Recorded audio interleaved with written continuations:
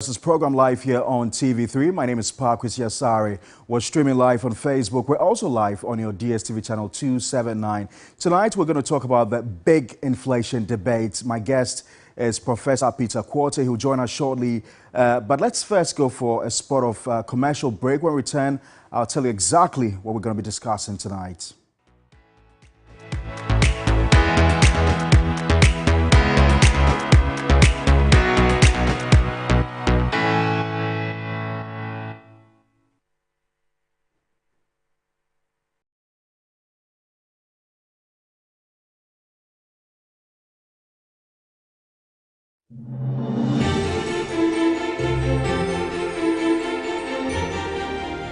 The sweet scent of rose in the morning brings me so much joy.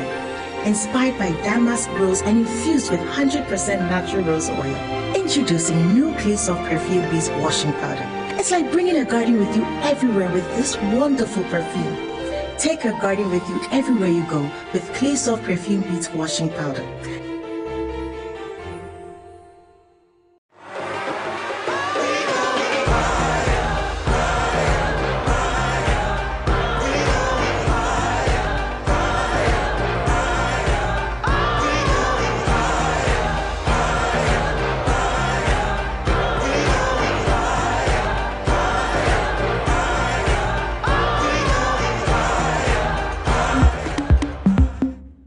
Are you ready to win solid cash every day with Cash Out? Be a proud winner of lots of cash simply by watching or listening to any of Media General stations. That's right, you are being rewarded for your loyalty. Tune in to all Media General brands. TV3, 3FM 92.7, Onia TV, Onia FM 95.1, all in Accra, Akuma FM 87.9 in Kumasi, and Connect FM 97.1 in Takoradi. To enter the Cash Out raffle on your favorite Media General station, just dial *439#. Follow the prompt and pick your favorite platform to enter. Voila! You are now eligible to become one of the 10 lucky winners of a cool cash prize. Remember, this is every day, all day on your favorite Media General station. Cash out and win big! This is in partnership with Radio Entertainment Limited. This promo is regulated by the National Lottery Authority on the Caritas Lottery platform. Terms and conditions apply. When the sun rises, there is hope.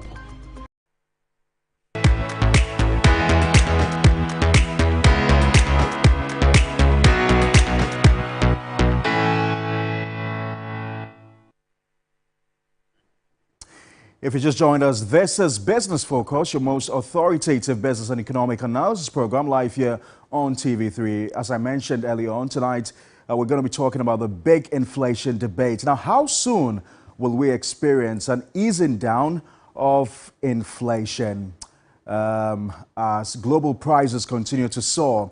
In the United States, for instance, prices continued to rise last month despite a sharp increase in interest rates to stamp out inflation. The rate of inflation was 3.2% over the year to July, driven by higher housing, car insurance, and food costs, the Labor Department said.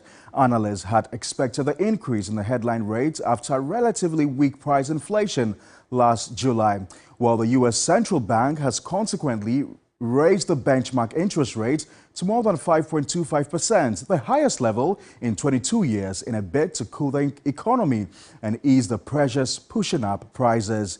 Inflation in the United States hit a peak of 9.1% last year, far above the U.S. Federal Reserve's 2% target.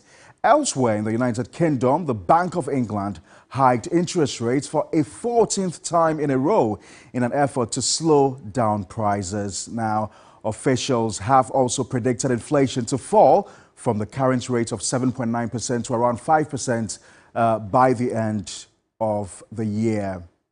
Well, here in Ghana, inflation is still very, very high. It peaked at 58% last year and is currently at 43.1%, whilst the monetary policy rate is also at 30%. We know that one of the objectives of the central bank is to maintain price stability.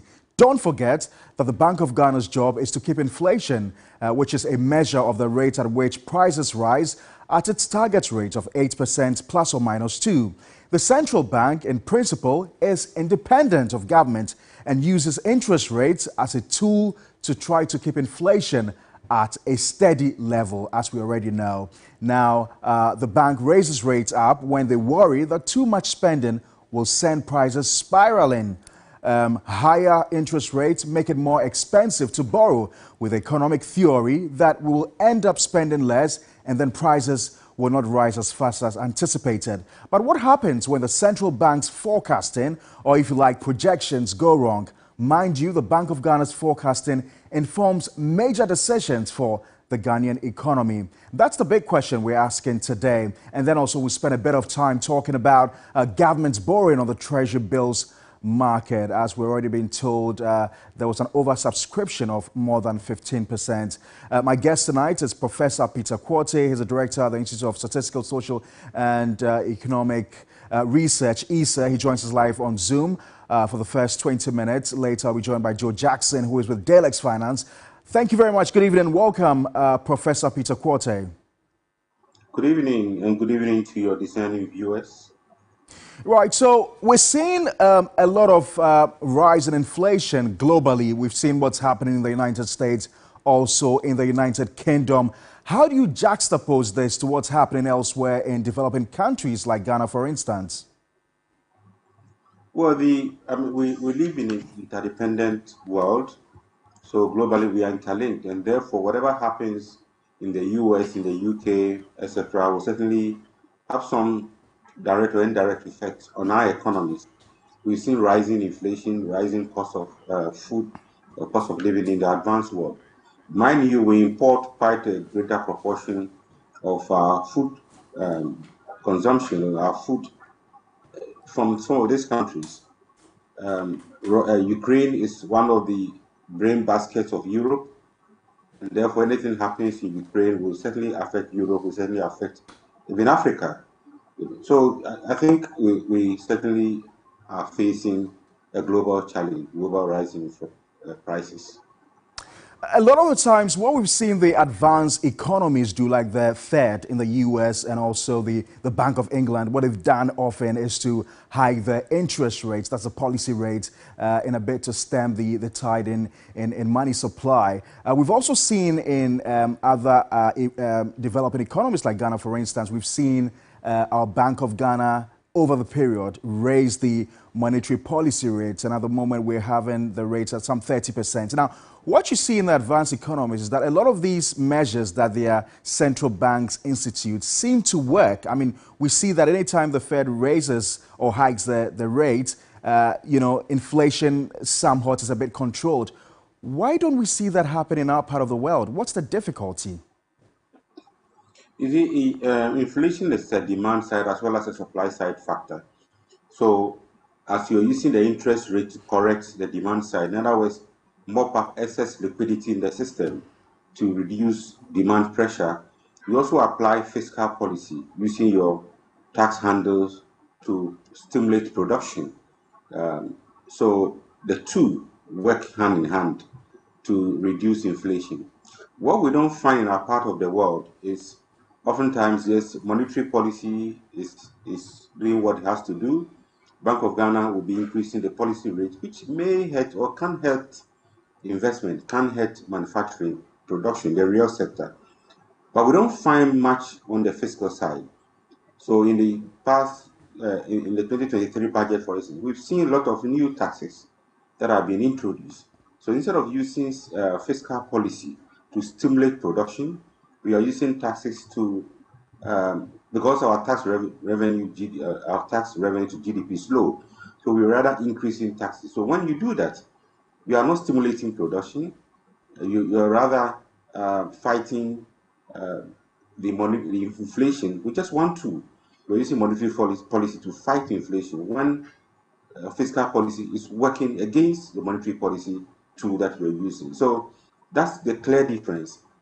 We have to make our tax handles more efficient. We have to broaden the tax base. And I see some intentions and some innovations towards doing that with the digitalization and many other things that are being done. But that is not enough.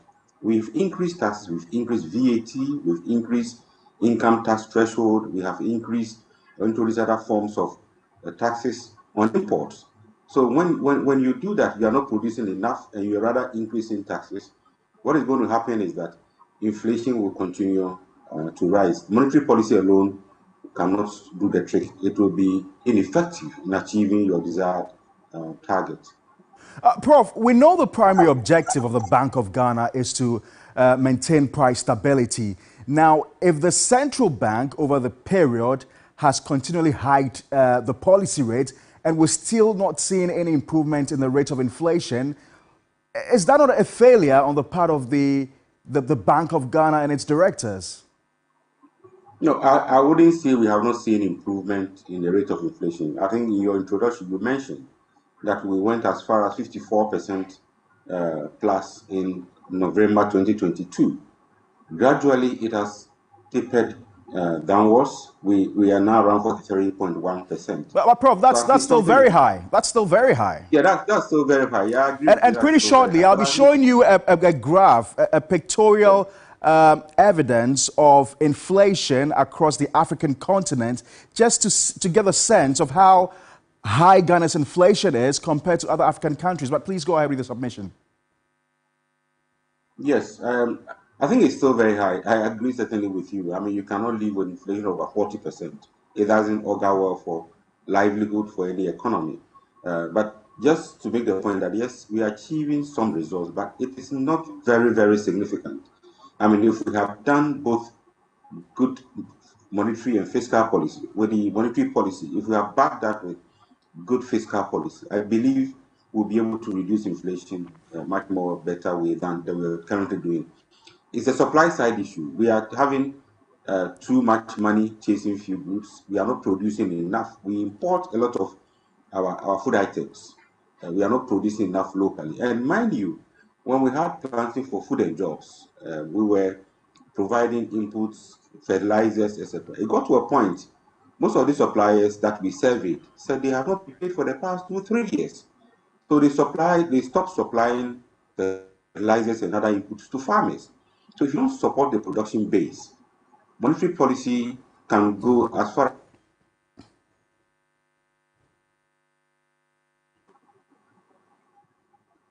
Right. So you talked about some of the factors that cause a rise in inflation. We know that there is the cost push factor. There's also the demand pull factor. That's where aggregate demand is more than supply. And then we've got too much money in circulation. That's money supply. Now, a lot of the argument over the past few months has been the central bank itself and the fact that it had to finance government expenditure. And many people have said that the central bank itself may be responsible partly for the rate of inflation that we recorded over the past few months. The fact that there was so much money in the system, the reason why the Bank of Ghana itself had to come up and mop up this excess liquidity by hiking the policy rate. And essentially what it did was to increase policy rates and make borrowing more expensive for businesses and individuals. You agree?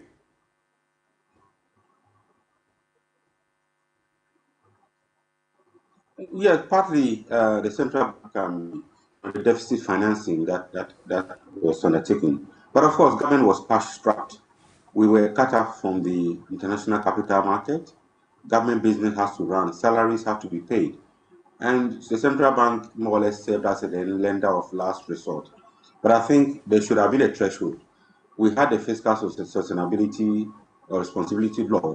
Unfortunately, when COVID struck, we suspended that. And I think quickly, Parliament should have assessed the situation and instituted this law or revised it to accommodate our challenges. But to leave it open is the results we're currently seeing. The issue is not just with the central bank. Mind you, when we had a debt exchange program, a lot of people, bondholders who were paid, were very careful in investing in securities. Some who had monies in the bank took them and started investing in real estate and investing in other forms of assets. So there's a lot of money in the system, a lot of money in circulation. It's not just due to deficit financing, but also the debt exchange program took quite a big chunk of liquidity from the financial system into the hands of individuals who were investing into other forms of activities, real estate, and all that. So there's a lot of liquidity in the system that ought to be mopped. What should the central bank and its directors be, considering? I know they do a lot of forecasts and predictions, but what are some of the factors they should be looking at in making projections for the economy, especially with regards to the policy rate and how to tame inflation, as well as the depreciation of the local currency? I think the central bank has the competent staff. The Monetary Policy Committee, for instance, if you look at the diversity of knowledge, capacity within that committee, they do a lot of work before they come out with the policy rate. Mind you, the central bank also knows how much money is in circulation, how much the banks are holding. So when they come out with a policy rate, they certainly know what they are doing. What I'm saying is that they shouldn't rest only with the central bank. Our fiscal policy has to work in harmony with our monetary policy, so that together they complement each other, together they are able to help fight inflation. But also, there has to be limits. There has to be limits as to how much the central bank can finance government. That will force government to raise more revenue. That will force government to try to cut its spending. But if you leave it open, I mean, every rational being would resort to deficit financing once the options are available to it. The Bank of England, for instance, is projecting that inflation will ease down, hopefully by the end of the year. We know that the war in Russia and Ukraine is still ongoing. Russia itself has seen a very sharp depreciation in its currency lately because of increased imports and less of exportation. What's your own assessment of what's likely to happen here in Ghana as we enter into the final quarter of the year? Well, this is very likely, but like we say in economics, all things being equal, we've seen Russia refusing to sign the WTO agreement where it will allow grains to leave Ukraine, for instance. If that should continue, it may still have effects on inflation, on grain supply to the rest of the world. But in our part of the world, I think our agriculture is very much grain-fed. So hopefully, we'll see some better yields as we move along, and hopefully by end of the year we might see some decline in inflation, but not as major. It will not take us to the period a year ago, or in what we saw in 2020, 2021. Inflation will still continue to be high unless we put in drastic measures, unless we support agriculture, unless we support industry, we add value. At the moment, we are not doing enough to revive that production. I don't think we are supporting farmers enough at the moment because of our financial situation. We are not supporting fertilizer usage. We are not supporting the sector as much as we used to do. So that is a major problem that we need to tackle. So inflation itself is already reducing the individual's disposable income. Now, if the central bank continues to increase the policy rate, how is that likely to impact on individuals and businesses as well?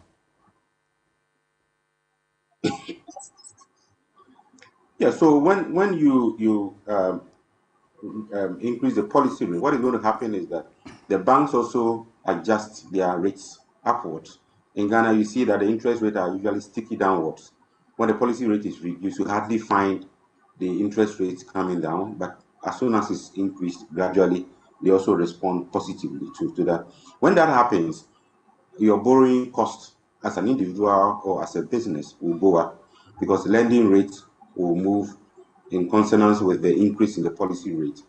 And if you're going to lend, you're going to borrow at such a high or at an increased rate, that is certainly going to affect how much you pay to service your debt, and by extension, your income and abilities to spend.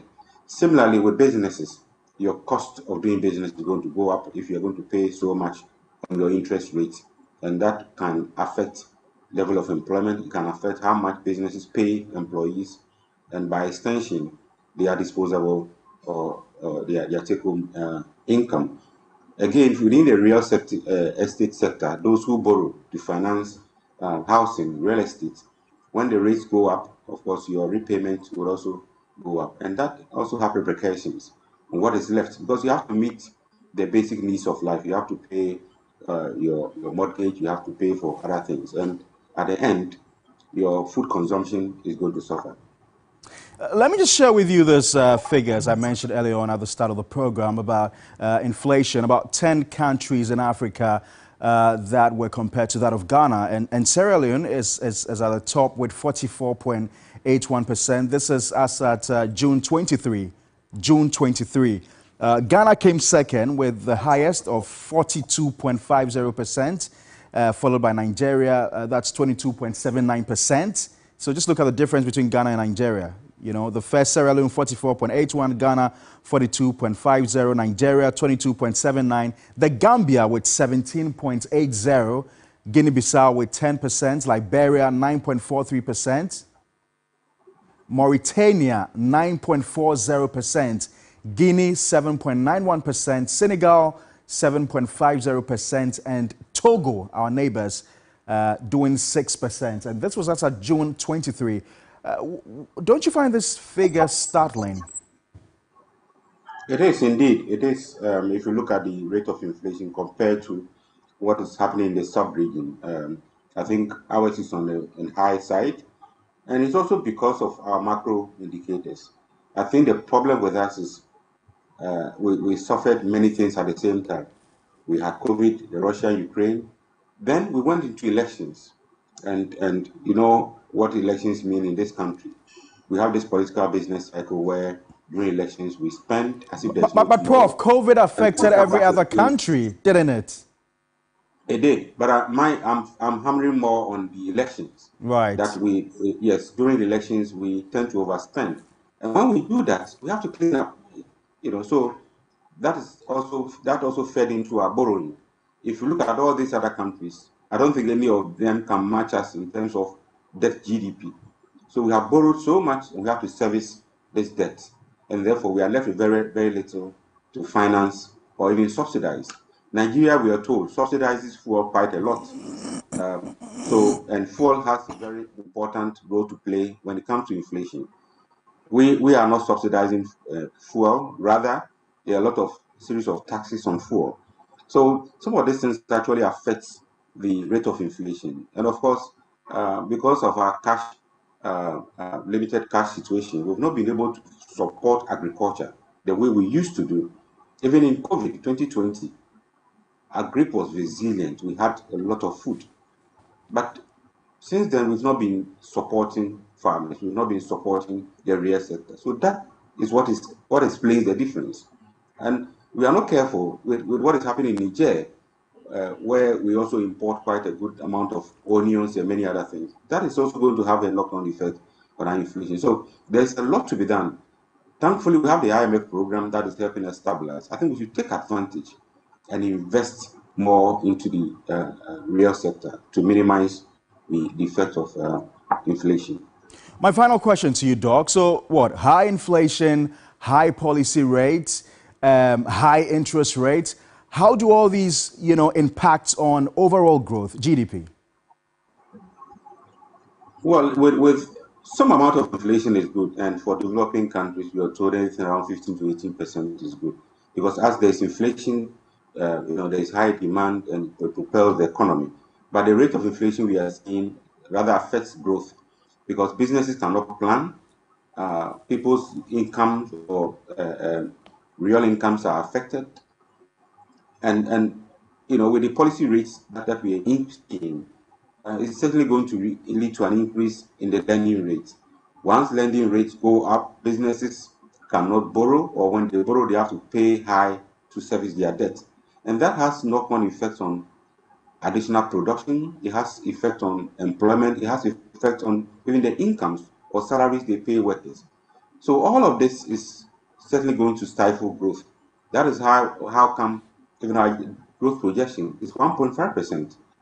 I think over time, if we're able to fight inflation, we're able to reduce the policy rates, etc., and we put in good fiscal measures, will stimulate production, and I'm hopeful by 2024 we'll be able to do all of this and ensure that we have higher rate of growth than we are doing currently.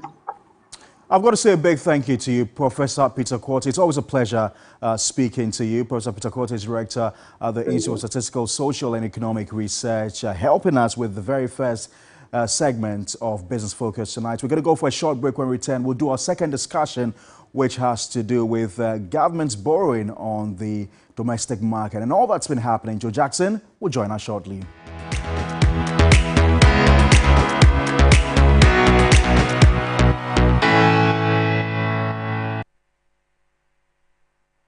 Ladies and gentlemen, we're going to demonstrate to you the superior properties of Flamingo paint as compared to other paint brands on the market. We take equal quantities of Flamingo paint and this ordinary paint. We then dilute them with water. And now, let the test begin. The gentleman on the left is going to apply the ordinary paint, and the gentleman on my right will use the Flamingo superior paint. As you can clearly see, Flamingo has the obvious better hiding. Furthermore, Flamingo has painted a much larger area. You know, one bucket of Flamingo paint is equal to several buckets of any other paint brand on the market. Flamingo paint is made with superior formulation to give superior durability, superior hiding, superior coverage. Flamingo paint, simply superior. Are you ready to win solid cash every day with Cash Out?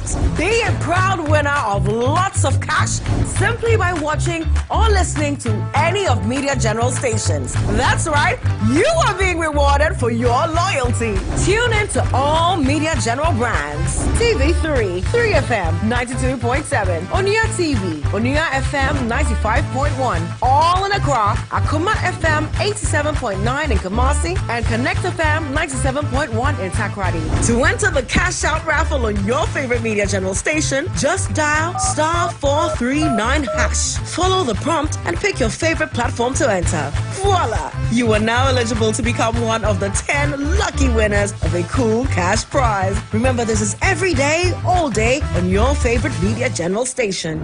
Cash out and win big! This is in partnership with Radio Entertainment Limited. This promo is regulated by the National Lottery Authority on the Caritas Lottery platform. Terms and conditions apply. It wasn't always this easy.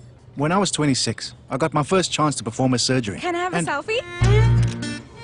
Thank you so much.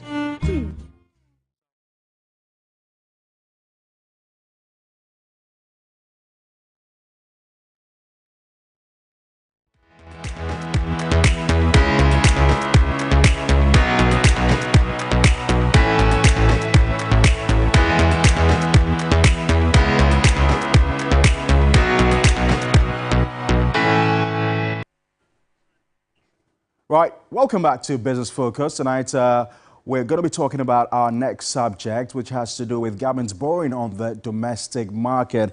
Latest information suggests that Treasury bill rate was oversubscribed by some 15%.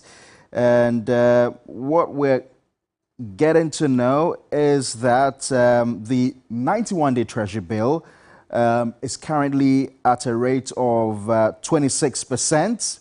Yeah, 26%. The 182-day is going for 27.59%, and the 364-day bill has reached 30.69% from 30.49%, which was recorded in the preceding week. So essentially, what happened was that, according to the auction results from the Bank of Ghana, the government received of a little over 3 billion cedis from the sale of short-term securities. Total bids that were tendered in were at an estimated rate of some 3.5 billion cedis. Joe Jackson joins us live. He's on Zoom. He's spoken extensively about government's penchant for borrowing on the local market. Particularly, his difficulty really is about the interest rates and the fact that he thinks it's becoming unsustainable. Thank you, sir, for your time, and good to have you on Business Focus. You must be very much peeved about what's going on. Good evening. I'm not sure about being peeved is the right word, but I'm really worried. I'm really worried about the direction in which we are heading. I mean, the arguments have been repeated over and over again. if we are being oversubscribed, why are the rates not coming down? Why are we back at 26% for 91 days when we couldn't pay 19% on multi-year, and we just brought down cocoa bills to 12, 13%? What on earth are we thinking of? The people who gave, listen, these rates are unsustainable. They cannot be maintained in this current regime. Anyone who is putting money in treasury bills at this rate is taking an undue risk. Anybody who is taking money at this rate is putting the public purse and the economy at risk. Who cares about that? Who cares about that? And we should draw back. Who cares about that, Mr. Jackson? If I'm getting about 30% on 182-day treasury bills, there must be some excitement, knowing how risky it is now to lend to the government.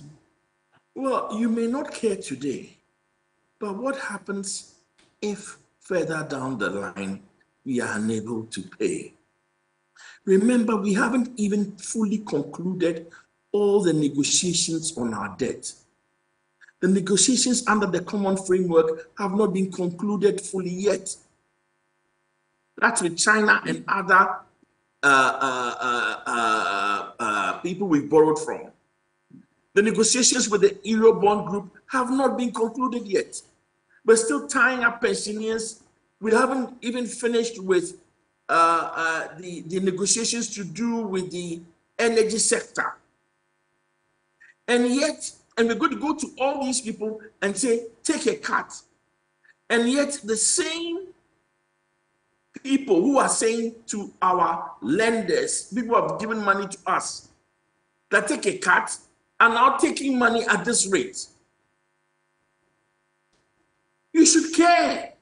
Guess what? I never told you this. Because guess what? If things go south, it's all of us. It's the government of Ghana. It's sovereign debt. Guess what, Mr. Jackson? I never told you this. A woman accosted me at the market about, I think about a month ago. She was attacking me for myself and TV3, for consistently hosting you on our programs to talk about the fact that government had to stop borrowing at such high rates on the treasury bills market. I mean, she's excited receiving so much money in interest payments on treasury bills. And here you go, always criticizing the government and saying this is unsustainable. But listen, clearly it is borrowing that has ended us where we are today as a nation. Over borrowing at a rate at which we can't pay. But shouldn't we be assured that treasury bills will not be affected? The government has said that severally.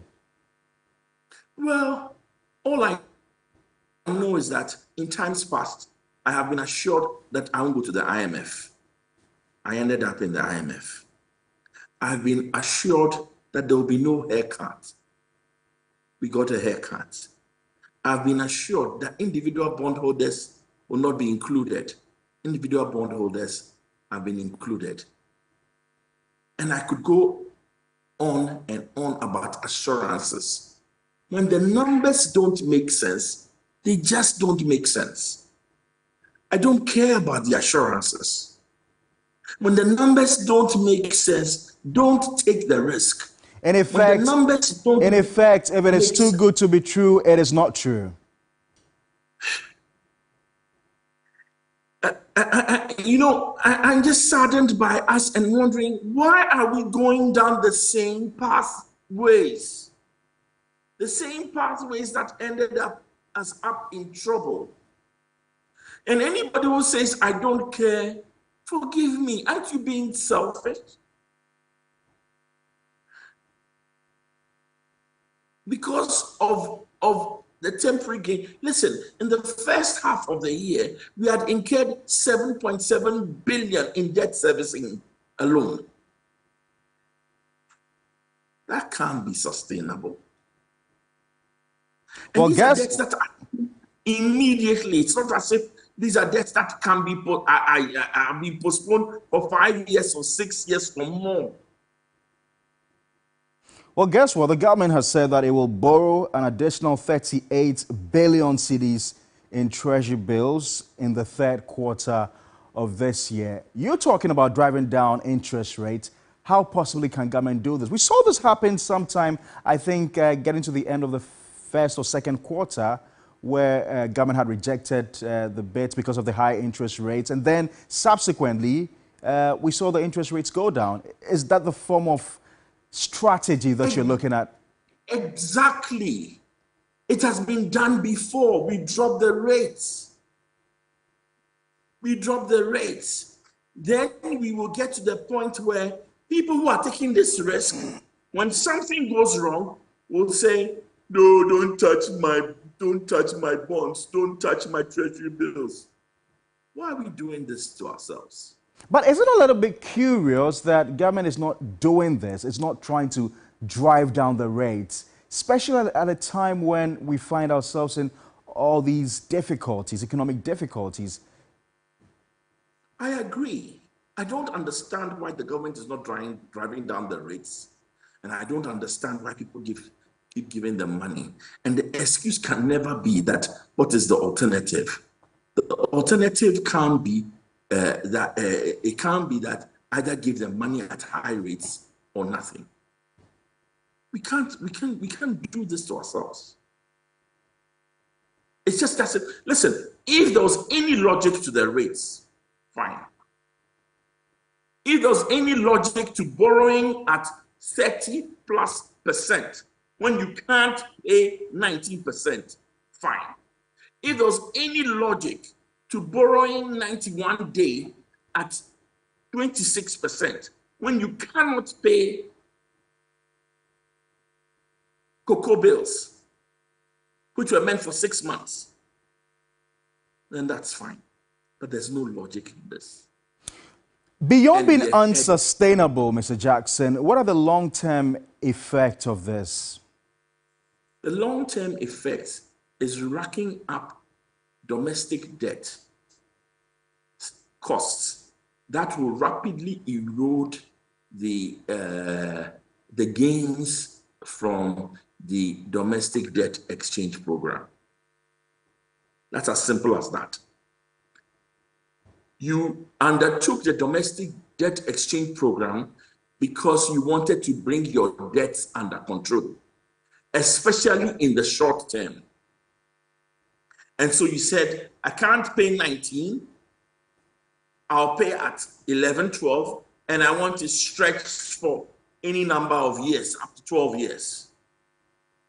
Now, if you do that and you turn around and borrow for 91 days, 182 days, 360 days, at rates in excess of 26%, as high as 30%, are you not just eroding the benefits of the domestic debt exchange, for which we have taken severe pain?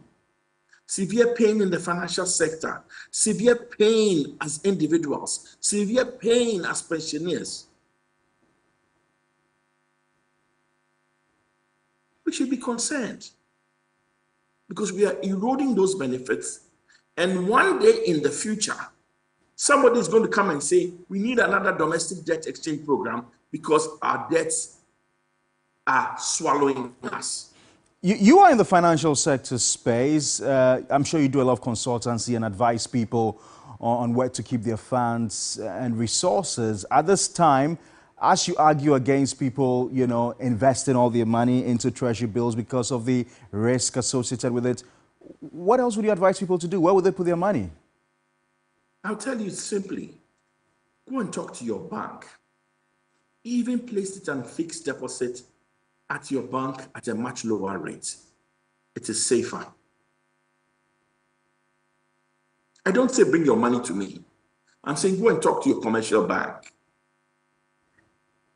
It may be cheaper, the rates may be much lower, but at this moment, it may be much safer.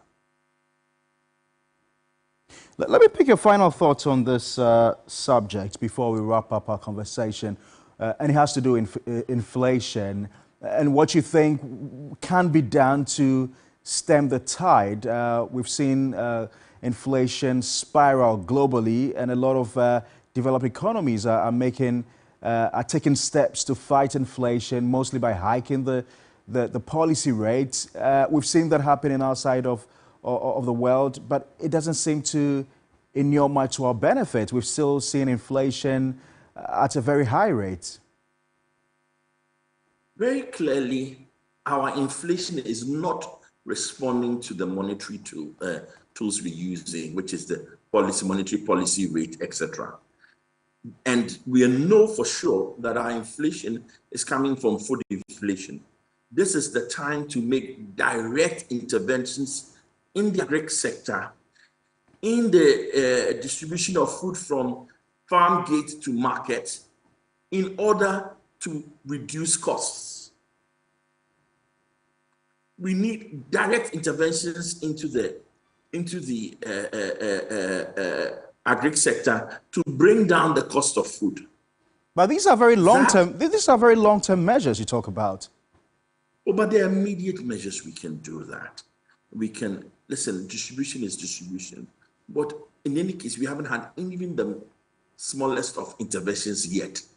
Let's start making sure that we can redirect resources to improving distribution, making more public the differences between farm gates and market prices. We used to even publish these ones, the difference between farm gates and market prices, in the newspapers, so that everybody knows what the differential is. And it's time for you to decide where you want to buy and how you want to contribute towards. Why are we not publishing this on TV, on radio? Even that, the publication of farm gate versus market prices could help move resources into the sector. We should be giving cheaper loans for anybody who wants to invest immediately in the distributive sector for agri. There's a lot we can do.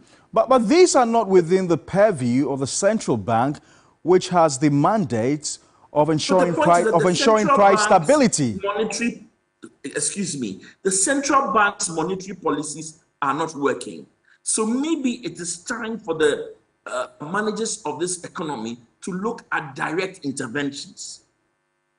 Obviously, the central bank's monetary policy rate and its monetary tools are just not working. Mr. Jackson, the central bank and its board of directors were set up primarily to ensure price stability. Now, if that's not working, then that's a failure. Listen, price stability can respond to monetary policy or it can respond to fiscal policy. In this case, I think that it depends on what is causing the underlying inflation and where it's coming from. I think in this case, monetary policy is not working. This is the time to try fiscal policy. This is the time to try direct interventions.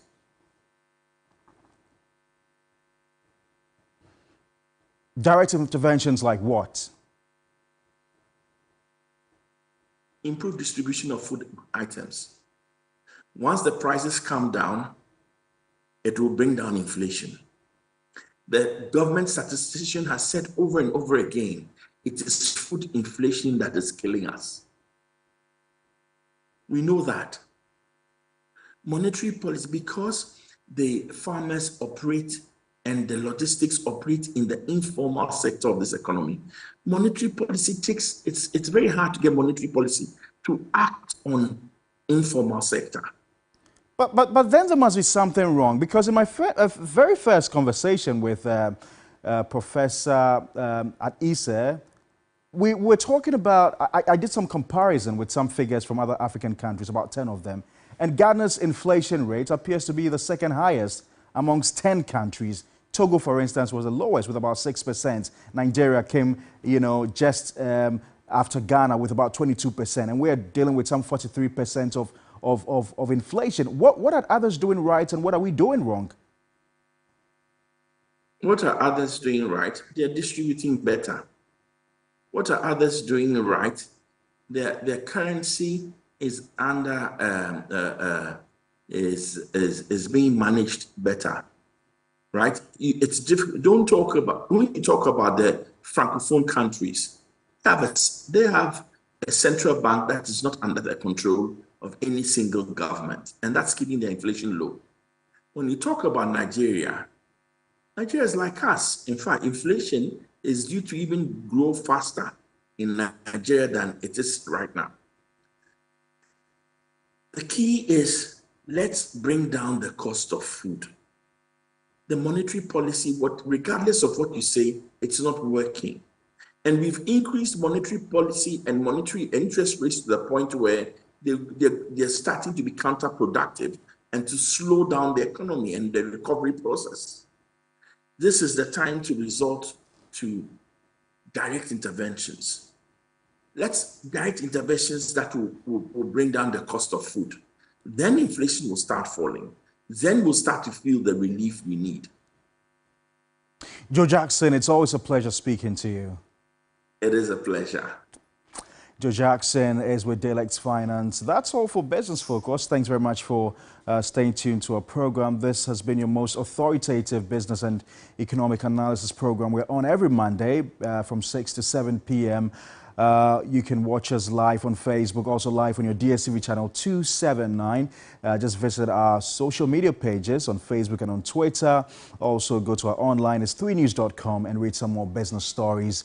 My name is Pakwisi Asari. Do stand by now for News 360, which is just in 13 minutes. Bye-bye. Business Focus is brought to you by Flamingo Paint. Superior durability, superior hiding, superior coverage, simply superior.